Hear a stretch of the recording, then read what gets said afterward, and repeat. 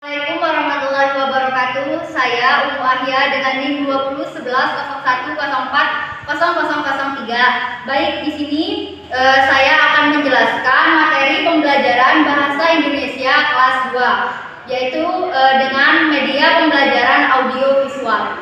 Baik, di sini anak-anak, Ibu akan menjelaskan materi bahasa Indonesia. Yang pertama yaitu ada pengertian puisi. Yang kedua ada pengertian dari dongeng, dan yang ketiga ada pengertian dari huruf kapital, dan yang keempat ada pengertian dari huruf tegak bersambung.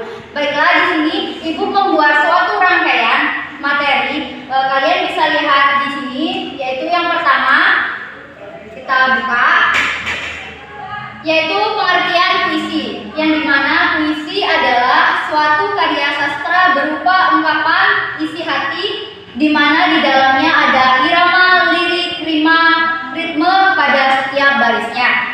Dan yang kedua, yaitu di sini ada dongeng. Sedangkan dongeng adalah suatu cerita yang memang tidak benar-benar terjadi, karena dongeng suatu kisah fiktif yang juga bisa diambil dari kisah arti atau sejarah kuno yang terbentuk dari unsur tertentu. Dan yang ketiga, di sini kita buka amplopnya, ada pengertian dari huruf kapital. Pengertian dari huruf kapital adalah huruf yang berukuran dan berbentuk khusus, di mana bisa digunakan sebagai huruf pertama dari kata pertama dari kalimat, huruf pertama, nama diri, dan sebagainya. Kita tutup amplopnya ya anak-anak. Kita buka amplop yang keempat. Di sini amplop yang keempat berisi pengertian dari tulis tegak bersambung. Apa tulis tegak bersambung itu, Bu?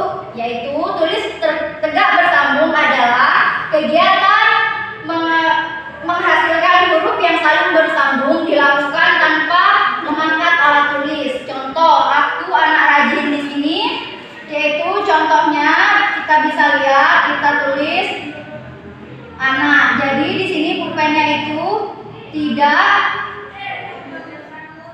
Nah, jadi di sini itu pulpennya itu nyambung, tidak diangkat. Nah, itu contoh dari huruf tegak bersambung atau tulisan dari tegak bersambung. Nah, di sini tadi sudah Ibu jelaskan tentang pengertian puisi. Selanjutnya di sini ada contoh puisi yang dimana berjudul Rumahku Bersih. Di sini sudah Ibu buatkan contoh dari puisi. Dan yang kedua di sini ada cerita dongeng. Ibu sudah buatkan cerita dongeng dari kisah buaya dan si kancil. Kalian pasti sudah pernah membaca kisah buaya dan si kancil. Di sini kita bisa ambil hikmah atau pesan dan kesan dari kisah buaya dan si kancil, yaitu yang dimana di sini kecerdikan dan kecerdasan bisa mengalahkan suatu kejahatan asal kita bisa memanfaatkannya. Dan yang ketiga tadi di sini ada penulisan huruf kapital.